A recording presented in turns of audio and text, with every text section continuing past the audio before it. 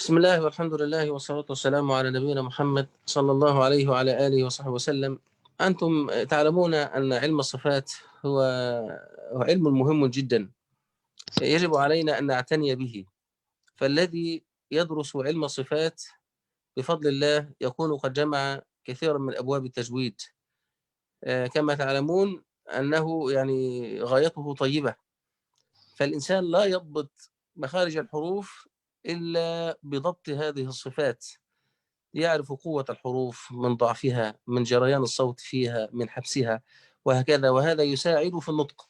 فإن شاء الله سنشرح اليوم بإذن الله تعالى بابا من أبواب الصفات، وهي الصفات ذات الأضداد أو الصفات التي لها ضد.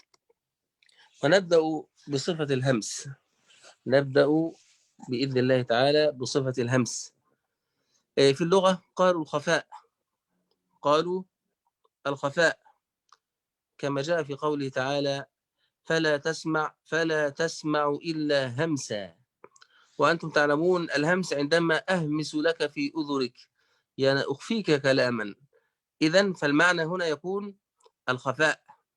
وقيل صوت المشي الأقدام في المحشر يوم القيامة، فاهمني؟ اللي هو الإيه، تفسير الآية، أي صوتا خفيا، صوتا خفيا. الذي أريد أن أبينه أن في اللغة قالوا الخفاء. في اصطلاح القراء قالوا خفاء الحرف. لماذا؟ لأنه يضعف جريانه في النفس، أو جريان النفس عند النطق بالحرف لضعفه في المخرج. مثال: عندما يأتي رجل يجري جريا سريعا، في نهاية المطاف تجده صار بطيئا، فهو يجري بقوة وفي النهاية تجد الإيه؟ الضعف. فجريان النفس نفسه يجري عند النطق بالحرف، النهاية ضعيف في المخرج. وقالوا الضعف الاعتماد عليه في مخرجه. تمام؟ هذا بالنسبة لإيه؟ لتعريف الهمس. إذا قلنا لغة الخفاء، في اصطلاح القراء قلنا جريان النفس. عندما تسمع كلمة همس تقول جريان النفس، لا تقول الصوت. تمام؟ في جريان النفس عند النطق بالحرف لأنه ضعيف في المخرج. وحروفه 10 جمعها الإمام ابن الجزري في بيت، وقلنا من قبل البيت: فحثه شخص سكت. فحثه شخص سكت. السؤال هنا: لماذا سميت هذه الحروف مهموسة؟ لماذا سميت هذه الحروف مهموسة؟ قالوا لضعفها، أو لضعف جريان النفس معها، لأن النفس عندما تنطق بهذا الحرف يكون ضعيف في المخرج، وضعف في الاعتماد على المخرج، وضعف الاعتماد على إيه؟ على المخرج. طيب، نريد أن نسهل هذا الإيه الأمر. طبعا هذه طريقة إيه اللي إحنا تكلمنا من ناحية لغة والاصطلاح، ولكن الطريقة العملية هي التي توضح وتبين كيفية النطق بهذه الإيه الأحرف. نعم. طيب، في تصوير اريد ان اصوره. انا ادقق شويه ليه في هذه الامور، لانها هذا علم قوي جدا في التجويد، يعني هينفعنا فيما بعد ان شاء الله باذن الله تعالى. اول شيء قلنا ينحبس الهواء عند النطق. نحبس الايه الهواء عندما تنطق بهذه الحروف. تمام. في نعم، ثواني هنا، لان انا حاطط بعض التنبيهات هتفيدنا ان شاء الله في هذا العلم ان شاء الله. طيب، فلو وضعنا اليد عند النطق بهذه الاحرف، كلمه فاء، هي فحثه الفاء، لو وضعنا اليد نعم. قلنا ايه: فاء، اف، اف، اف، تجد هواء، تصد هواء، تشعر بهواء ضعيف عند النطق بهذا الحرف. فاء، اف، اف. هذا الصوت اسمه الهمس الذي تسمعونه، هذا يسمى الايه الهمس. يبقى التجربة العملية للنطق بالحرف ساكن او متحرك بهذه نقول هكذا: فحثه نقول فاء، اف، فحث الحاء، حاء، أح، هذا الصوت. ثاء، أث، أث، هذا الصوت. هذا الهواء ضعف في المخرج. هاء، أه. الشين، شاء، أش، أش، هذا الهواء ضعف في المخرج. خاء، أخ، أخ، هذا الصوت ضعف في المخرج. صا، أص، أص، سا، أس، أس، كا، أك، أك. في هنا شيء. هنا حرف الكاف حرف قوي، فهو أخذ صفة من صفات الهمس وأخذ صفة أخرى من صفات الإيه؟ القوة، ولذلك كان قوي. أو تلاحظ تقول أك، أك. هذا الصوت هو همس وفيه قوة. والتاء كذلك، تاء، أت، أت. شيخ محمد، أنا يعني تعلق سريعا على هذا عشان الكلام كثير، يعني عشان نعم طالبين ترجمة. بسم الله. وكذلك التاء أيضا فيها شدة صح؟ الكاف والتاء فيها شدة. أجد خادم بكت عشان من يعني أنت علق بس على الكاف والتاء فيهما شدة وهمس. وطبق عملي الذي ذكرته الآن، عملي. تمام، هذا صحيح. يلا. بسم الله. بسم الله، الحمد لله، والصلاة والسلام على رسول الله وعلى آله وصحبه وبعد. علم الصفات ഹുറൂഫിനെ കുറിച്ചുള്ള അക്ഷരങ്ങളുടെ സ്വരവിശേഷണങ്ങളെ കുറിച്ചുള്ള അറിവ് ഒരു പാരായണക്കാരനെ സംബന്ധിച്ചിടത്തോളം നിർബന്ധമാണ്. അക്ഷരങ്ങളുടെ മഖാരിജ്, അവയുടെ ശരിയായ ഉച്ചാരണം മഖ്റജിൽ നിന്നും മനസ്സിലാക്കുവാൻ സാധ്യമാവുകയില്ല ഒരാൾക്ക് സിഫാത്ത് ശരിയായ വിധത്തിൽ മനസ്സിലാക്കാൻ സാധിച്ചാലല്ലാതെ. ഇതാണ് ആദ്യമായി സൂചിപ്പിച്ച കാര്യം. ഇനി നമുക്ക് സിഫാത്തുൽ ഹുറൂഫിലെ ഏറ്റവും പ്രധാനപ്പെട്ട ഒരു ഭാഗമായ സിഫാത്തുല്ലത്തി ലഹാ ദിദ്ദുള്ളതായ സിഫത്തുകൾ, വിപരീതങ്ങളുള്ള സ്വരവിശേഷണങ്ങൾ എന്ന വിഭാഗം, അത് മനസ്സിലാക്കാം. അതിൽ ഒന്നാമത്തെ സിഫത്താകുന്നു അൽ ഹംസ്. ഹംസ് എന്ന സിഫത്ത്, അതിന് ദിദ്ദായ ജഹർ എന്ന മറ്റൊരു സിഫത്തുണ്ട്. അപ്പൊ ഇങ്ങനെ രണ്ട് വിഭാഗമാണ് സിഫത്തുകൾ എന്ന് നമ്മൾ കഴിഞ്ഞ ക്ലാസ്സിൽ സൂചിപ്പിച്ചതാണ്. അതായത് വിപരീതങ്ങൾ ഉള്ളവയും വിപരീതങ്ങൾ ഇല്ലാത്തവയും, ഇങ്ങനെ രണ്ട് വിഭാഗങ്ങളാണ്. ഇതിൽ വിപരീതങ്ങളുള്ള സിഫാത്തുകളിൽ, സ്വരവിശേഷണങ്ങളിൽ ഒന്നാമത്തേതാണ് ഹംസ്. ഹംസ് എന്നാൽ ഭാഷാർത്ഥം ഖഫാ എന്നാണ്. ഗോപ്യമാവുക, രഹസ്യമാവുക, അവ്യക്തമാവുക എന്നൊക്കെയാണ് അതിന്റെ ഭാഷാർത്ഥം. ഒരാള് സ്വകാര്യം പറയുക, പതുക്കെ സംസാരിക്കുക, ഇതൊക്കെ ഹംസ് കൊണ്ട് ഉദ്ദേശിക്കുന്നതാണ്. ചെവിയിൽ ഒരാൾ പതുക്കെ വല്ലതും സംസാരിച്ചാൽ അതിന് ഹമസ യഹ്മിസു എന്ന് പറയും. വലാ തസ്മഉ ലഹും ഇല്ലാ ഹംസ എന്ന് പരിശുദ്ധ ഖുർആനിൽ സൂറത്ത് താഹയിലുണ്ട്. അവിടെ ഈ അർത്ഥമാണ് കൽപ്പിക്കപ്പെടുന്നത്. മുഫസ്സിരീങ്ങൾ മറ്റൊരു അതിന് വ്യാഖ്യാനം നൽകിയിട്ടുള്ള മറ്റൊരു വ്യാഖ്യാനം എന്താണെന്ന് വെച്ചാൽ, ഖിയാമത്ത് നാളിലെ ആളുകളുടെ പതുക്കെയുള്ള നടത്തത്തിന്റെ ശബ്ദമാണ് എന്ന ഒരു വ്യാഖ്യാനം അവിടെ കൽപ്പിക്കുന്നു. അപ്പോൾ അതൊക്കെ ഹംസിൽ ഉദ്ദേശിക്കപ്പെടുന്ന അർത്ഥങ്ങളാണ്. ശബ്ദമില്ലാതെ പതുക്കെ നടക്കുക, അല്ലെ പതുക്കെ പറയുക, പതുക്കെ ആവുക എന്നതാണ് ഹംസിന്റെ അടിസ്ഥാനമായ അർത്ഥം എന്നാണ് സൂചിപ്പിച്ചത്. ഇനി സാങ്കേതികമായി ഇതുകൊണ്ട് ഉദ്ദേശിക്കുന്നത്, ഈ ഹംസ് നൽകപ്പെടുന്ന മഹ്മൂസായ അക്ഷരങ്ങളെ ഉച്ചരിക്കുമ്പോഴുള്ള ആ ജറയാനുൻ നഫസ് എന്ന് പറയും, കാറ്റിന്റെ ഒഴുക്ക്, ശ്വാസത്തിന്റെ അല്ലെങ്കിൽ കാറ്റിന്റെ ഒഴുക്ക്. കാരണം അത് മഖ്റജിൽ പൂർണ്ണമായും അത് ഒതുങ്ങി നിൽക്കാത്ത കാരണത്താൽ ലിദുഅഫിൽ ഇഅ്തിമാദി അലൽ മഖ്റജിനാണ്. മഖ്റജിൽ അത് പൂർണ്ണമായും ഒതുങ്ങി നിൽക്കുന്നില്ല. അതുപോലെ ഇൻഹിബാസുൽ ഹവ എന്ന് മറ്റൊരു അർത്ഥത്തിൽ പറയാം, കാറ്റിനെ ഇങ്ങനെ അടക്കി വെക്കാതെ ഒഴുക്കി വിടുകയാണ്.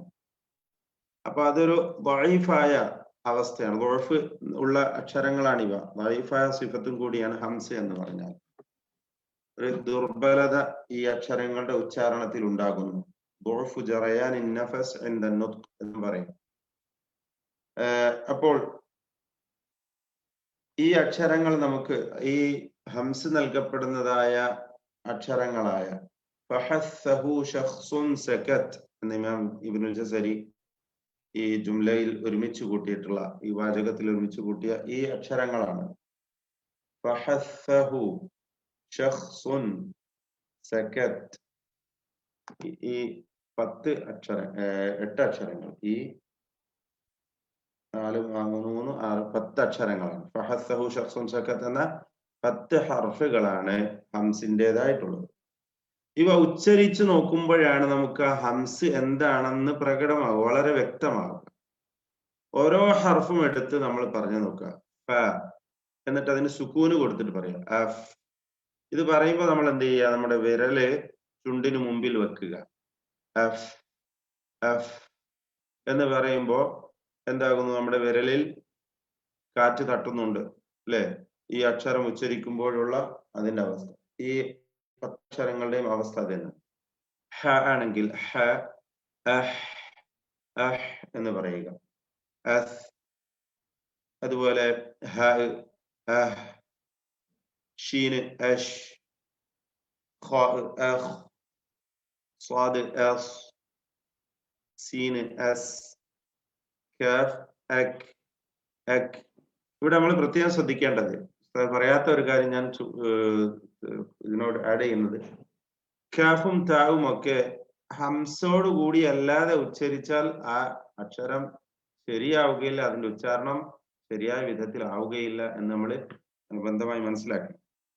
രണ്ടാമതായി, കാഫിനും തായിനും എന്തുണ്ട്? ഷിദ്ദത്ത് എന്ന മറ്റൊരു സിഫത്ത് കൂടിയുണ്ട്. അപ്പൊ ഈ 2 സ്വഭാവങ്ങൾ, ഖവിയായതും ദഈഫായതുമായ 2 വിശേഷണങ്ങൾ ഒരുമിച്ച് കൂടിയ 2 അക്ഷരങ്ങളാണ് കാഫും താവും. ഇത് നമ്മൾ അനുബന്ധമായി മനസ്സിലാക്കണം. ഷിദ്ദത്ത് എന്താണെന്ന് നമ്മൾ പിന്നീട് പറയും ഇൻഷാ അല്ലാഹ്. അപ്പോൾ ഈ അക്ഷരങ്ങളുടെ ഉച്ചാരണം അവസാനിക്കുമ്പോഴാണ്, അതിന്റെ സുക്കൂൻ നൽകി നമ്മൾ അതിൽ ഉച്ചരിക്കുമ്പോഴാണ് കൂടുതലും ഈ സിഫത്ത് പ്രകടമാവുക. ഇപ്പൊ കാഫിന്റെ ഷിദ്ദത്താണെങ്കിൽ ഷിദ്ദത്തിൽ തുടങ്ങി ഹംസിൽ അവസാനിക്കുന്നു എന്നാ പണ്ഡിതന്മാർ വിശദീകരിച്ചത്. കാഫും താവും, അക് അത് അക് അത്, ഇവ രണ്ടും നമ്മൾ ഈ പറയുന്ന എല്ലാ അക്ഷരങ്ങളും, ഈ 2 അക്ഷരങ്ങളും ഉച്ചരിക്കുമ്പോൾ, കാഫും താവും സുക്കൂൻ നൽകി ഉച്ചരിക്കുമ്പോൾ അതിന്റെ അന്ത്യത്തിൽ ഹംസ് നമുക്ക് പ്രകടമാവുന്നു. അതുപോലെ ഈ അക്ഷരങ്ങളൊക്കെയും നമ്മൾ സുക്കൂൻ നൽകിയോ മറ്റോ ഉച്ചരിച്ചു നോക്കുക. ഷദ് നൽകിക്കൊണ്ടൊക്കെ ഉച്ചരിക്കുമ്പോൾ നമ്മൾ ഇങ്ങനെ ചുണ്ടിന് മുന്നിൽ വിരൽ വെച്ച് കഴിഞ്ഞാൽ നമുക്ക് അതിന്റെ ഈ ഹംസ് എന്ന സിഫത്ത് കൂടുതൽ വ്യക്തമാവുന്നതാണ്.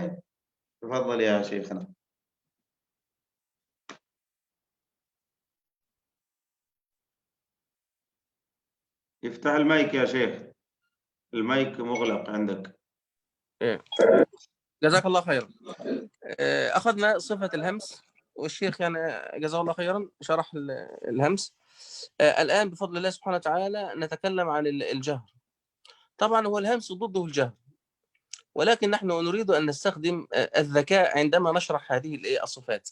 نحن نقول صفة لا ضد لها، صفة لا ضد لها، وقلنا هي الجهر. طيب لو قلنا جريان النفس في الهمس، الصفة المضادة يبقى عدم جريان النفس. كلمة عدم جريان النفس هذا يسمى انحباس. يسمى إيه؟ انحباس. إذا فنقول الجهر لغة هو الإعلان أو الإظهار أو الظهور، هذا جائز وهذا جائز. أو الإعلان والظهور أي الصوت القوي المجهور أو الجهور. اصطلاحا في اصطلاح القراء قالوا ظهور الحرف وإعلان قوته أو انحباس النفس عند النطق بالحرف لقوة الاعتماد عليه في المخرج، لقوة الاعتماد عليه فين؟ في المخرج. وهناك تعريف آخر قالوا انحباس النفس عند النطق بالحرف لاقتراب الوترين الصوتيين، لأن الوترين الصوتيين يحصل إيه؟ ضم فيهما. يبقى الحبل الصوتي في الهمس تجد فيه الإيه؟ تجد فيه انفتاح، تمام. أما في الجهر تصادم الوترين الصوتيين أي اهتزازهما عندما يحبس الإيه؟ عندما تحبس كثير من الهواء، عندما يحصل حبس هذا يسمى إيه؟ يأتي بالجهر، يأتي بالإيه؟ بالجهر. أما بالنسبة للهمس طبعا إحنا قلنا الصفة وضدها. قلنا الخفاء هو السمع نتيجة ان الوترين الصوتيين عدم لا يهتز الوترين الصوتيين في الهمس. وعدم النقيض من ذلك اللي هو الايه في الجهري نقول يهتز الوترين الصوتيين في الجهري، اي يحبس كثير من الهواء في الجهري. طيب في الجهر يبقى اذا قلنا في الاصطلاح بالنسبه للجهر هو الايه انحباس النفس عند النطق بالحرف لاقتراب الوترين الصوتيين. السؤال هنا ما هي حروف الجهر؟ انت مباشره تقول هي الحروف المتبقيه من حروف الايه الهمس، هي الحروف المتبقيه من حروف الايه الهمس، يبقى هذه حروف الايه الجهر. طيب هناك تجربه عمليه، ما هي التجربه العمليه للنطق بهذه الحروف؟ عندما تقول مثلا الهمزه أ أ أ، الطريقه التي ذكرتها الان هي الشرح الذي ذكرته من قبل. تمام. باء أب، انا لا اتي هنا بالقلقله، انا ادربك كيف تحبس الايه النفس عند النطق بهذه الاحرف حتى تخرج مجهوره. تمام. فانا اقول با اب، اما لو في القلقله تقول اب هكذا. جاء أج في القلقله أج، جاء أد، هكذا ناتي بجميع الحروف نطبقها تطبيقا عمليا المتبقيه من حروف الايه الهمس. نعم الهمس. فانت يا شيخ محمد عشان نكسب الوقت، انت هل يعني تستطيع تاتي بالحروف كامله ولا اذكرها لك؟ كل الحروف ما يحتاج يعني بس ممكن. خلاص انت اشرح الجهر الان وناتي بحرف او حرفين او ثلاث وهكذا، ونكون انتهينا من صفتي. اي والله الوقت متقدم عندنا. نعم بس اشرح الجهر. طيب ഹംസിനെ കുറിച്ച് നമ്മൾ വിശദമായി മനസ്സിലാക്കി കഴിഞ്ഞു. ഹംസും അതിന്റെ 10 അക്ഷരങ്ങളും.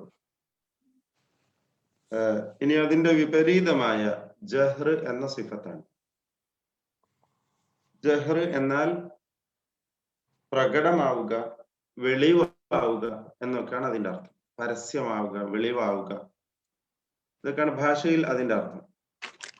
ഇവിടെ ഉദ്ദേശിക്കുന്നത് അക്ഷരങ്ങൾ ഉച്ചരിക്കുമ്പോൾ, ജഹറിന്റെ അക്ഷരങ്ങൾ ഉച്ചരിക്കുമ്പോൾ ഉള്ള അതിന്റെ മഖ്റജിൽ ഉള്ള അതിന്റെ ഒതുങ്ങി നിൽക്കൽ, ആ ശക്തിയാണ്. ഖുവ്വത്തുൽ ഇഅ്തിമാദി അലൽ മഖ്റജ്, മഖ്റജിൽ അക്ഷരങ്ങൾ പൂർണ്ണമായും ഒതുങ്ങി നിൽക്കുമ്പോഴുള്ള അതിന് സാധ്യമാകില്ല, അതിന് ലഭ്യമാകുന്നതായ ഒരു കാഠിന്യം, ഒരു ശക്തി, അതാകുന്നു ജഹ്ർ കൊണ്ട് ഇവിടെ ഉദ്ദേശിക്കുന്നത്. മറ്റൊരർത്ഥത്തിൽ പറഞ്ഞ ഇൻഹിബാസു ജറയാൻ നഫസ്, ആ കാറ്റിന്റെ ഒഴുക്ക്. നമ്മൾ നേരത്തെ പറഞ്ഞ ഹംസ് ഉച്ചരിക്കുമ്പോൾ, ഹംസിന്റെ അക്ഷരങ്ങൾ ഉച്ചരിക്കുമ്പോഴുള്ള കാറ്റിന്റെ ഒഴുക്കുണ്ടല്ലോ, ആ ഒഴുക്കിനെ തടഞ്ഞു വെക്കുന്നു, ആ ഒഴുക്ക് തടയപ്പെടുന്നു. മറിച്ച് അങ്ങനെ ഒരു പ്രശ്നമില്ലാതെ അക്ഷരങ്ങൾ ഉച്ചരിക്കുമ്പോൾ പൂർണ്ണമായും ഒതുങ്ങി നിന്നുകൊണ്ട്. വീണ്ടും വിശദീകരിക്കപ്പെട്ട മറ്റൊരു രൂപമാണ് വതറൈനി സൗതിയൈനി എന്ന് പറഞ്ഞു. വതറൈനി സൗതിയൈനി എന്ന് പറഞ്ഞാൽ വോക്കൽ കോഡ് എന്ന് പറയും. വോക്കൽ കോഡ് അതായത് ശബ്ദത്തിന്റെ 2 ഞരമ്പുകൾ, ശബ്ദം നമുക്ക് പുറത്ത് വരുന്നതായ ആ ഞരമ്പുകൾ പൂർണ്ണമായും അടഞ്ഞു പോവുകയും അവിടെ അക്ഷരത്തിന്റെ ശബ്ദം, ഉച്ചാരണം ഒതുങ്ങി നിർത്തപ്പെടുകയും ചെയ്തു. ഇതാണ് ജഹ്ർ കൊണ്ട് ഉദ്ദേശിച്ചിട്ടുള്ളത്. ഇനി അത് ഉച്ചരിക്കുമ്പോഴാണ് നമുക്കത് കൂടുതൽ വ്യക്തമാവുക.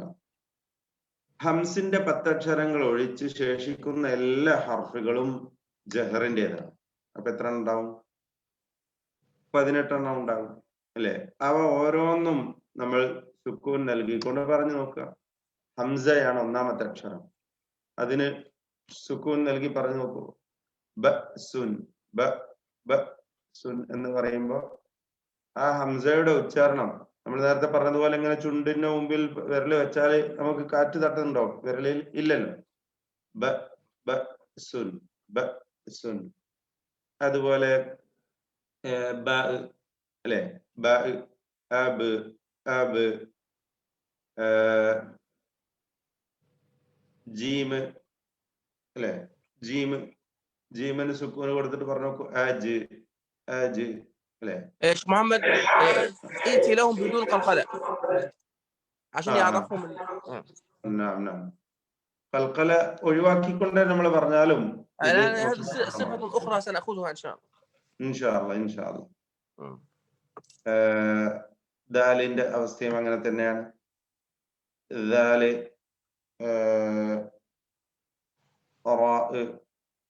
അല്ലേ, സായ്, അതുപോലെ ضاد. شيخ محمد ان شاء الله تلزمهم بحفظ الحروف فحثه شخص سكت عشان يعرفون الحروف المتبقيه. ഈ ഹംസിന്റെ അക്ഷരങ്ങൾ എന്ത് തന്നെ ആയിരുന്നാലും നമ്മൾ കാണാതെ ഓർത്തു വെക്കുക ഈ ഒരു വാചകം, ഫഹസ്സഹു ശഖ്സുൻ സക്കത്ത്, ഫഹസ്സഹു ശഖ്സുൻ സക്കത്ത്. ഈ 10 അക്ഷരങ്ങൾ നമ്മുടെ മനസ്സിൽ എപ്പോഴും ഉണ്ടാവണം. ഇവ മഹ്മൂസായ അക്ഷരങ്ങളാണ്, ഹംസിന്റെ അക്ഷരങ്ങളാണ്. അത് ഹംസോട് കൂടി തന്നെ പറയണം. അതിന് സുക്കൂന് കൊടുക്കുമ്പോൾ കാഫും താവും ഒക്കെ പ്രത്യേകിച്ചും നമ്മൾ ഓതുമ്പോൾ തെറ്റിക്കാറുള്ള അക്ഷരങ്ങളാണ്. അക്, അത് എന്നിങ്ങനെ വ്യക്തമായി ഹംസ് ശരിയായ വിധത്തിൽ അതിന് നൽകപ്പെടണം. അപ്പോൾ മാത്രമാണ് ആ അക്ഷരത്തിന്റെ ഉച്ചാരണം ശരിയാവുന്നത്. നമ്മൾ മുമ്പ് സൂചിപ്പിച്ചതാണ്, വീണ്ടും ആവർത്തിക്കുന്നു. ഈ ഹംസ് നഷ്ടപ്പെടാതെ ഈ 10 അക്ഷരങ്ങളും ശരിയായ വിധത്തിൽ ഉച്ചരിക്കുക. ഹംസിന്റെ 10 ഹർഫുകൾ ഫഹസ്സഹു ശഖ്സുൻ സക്കത്ത് എന്നോട് പറയാൻ ഇവിടെ ആവശ്യപ്പെട്ടുകൊണ്ടാണ് പറയുന്നത്. ഫഹസ്സഹു ശഖ്സുൻ സക്കത്ത്, ഈ ഹർഫുകൾ ഈ ജുംലയിലുള്ള ഈ വാചകത്തിലുള്ള അക്ഷരങ്ങൾ ഫഹസ്സഹു ശഖ്സുൻ സക്കത്ത് എന്ന 10 ഹർഫുകൾ, ഷീന്, ഖാ, സ്വാദ്, സീന്, കാഫ്, ത, ഈ 10 ഹർഫുകളും നമ്മൾ എപ്പോഴും മനസ്സിൽ ഓർത്തു വെക്കണം. ഇവ മഹ്മൂസായ അക്ഷരങ്ങൾ. ഇവയുടെ വിപരീതങ്ങളായ ശേഷമുള്ള എല്ലാ അക്ഷരങ്ങളും ഇവ ഒഴിച്ചുള്ള ബാക്കിയുള്ള ഹർഫുകൾക്കൊക്കെയും ജഹ്റാണ്. ഹംസിന്റെ വിപരീതമായ ജഹ്ർ എന്ന സിഫത്താണ്. ആ സിഫത്ത് ഉച്ചാരണത്തിൽ നഷ്ടപ്പെട്ടു പോകരുത്. ശേഷിക്കുന്ന അക്ഷരങ്ങൾക്കൊന്നും തന്നെ എന്ത് വരരുത്, ഹംസ് വരരുത്. അത് സൂക്ഷിക്കേണ്ടതാണ്. ഹംസിന്റെ അക്ഷരങ്ങൾക്കൊന്നും ജഹ്റും നൽകപ്പെടരുത്. അത് നമ്മൾ ശ്രദ്ധിക്കേണ്ടതാണ്. അപ്പൊ ഹംസ് എന്താണ്, ജഹർ എന്താണ് എന്ന് ഞാൻ വിശദീകരിച്ചു കഴിഞ്ഞു. ഈ രൂപത്തിൽ ശരിയായ വിധത്തിൽ ഓരോ ഹർഫും അതിന്റെ സിഫത്ത് പൂർത്തിയാക്കി നൽകിക്കൊണ്ട് ഉച്ചരിക്കണം എന്നാണ് ചുരുക്കി പറയാനുള്ളത്. ഇന്ന് നമ്മൾ ഹംസ്, ജഹർ എന്നീ 2 വിപരീത സിഫത്തുകളെ കുറിച്ചാണ് പഠിച്ചത്. അതിന്റെ ഹർഫുകളും നമ്മൾ മനസ്സിലാക്കി, ഉച്ചാരണവും പരിശീലിച്ചു. എല്ലാവരും ഇത് ശ്രദ്ധിക്കുക. അള്ളാഹു തൗഫീഖ് ചെയ്യുമാറാവട്ടെ. ശരിയായ വിധത്തിൽ പരിശുദ്ധ ഖുർആൻ പാരായണം ചെയ്യാൻ അള്ളാഹു നമ്മളെ അനുഗ്രഹിക്കുമാറാവട്ടെ. ജസാക്കല്ലാഹു ഖൈറൻ. اللهم على آله وصحبه وسلم. ونسألكم الدعاء لوالدي لأنه مريض جدا، يدعو له بالشفاء. جزاكم الله خير. الله يشفيه ويلبسه لباس الصحة والعافية. جزاك الله خير. تمر على شيء.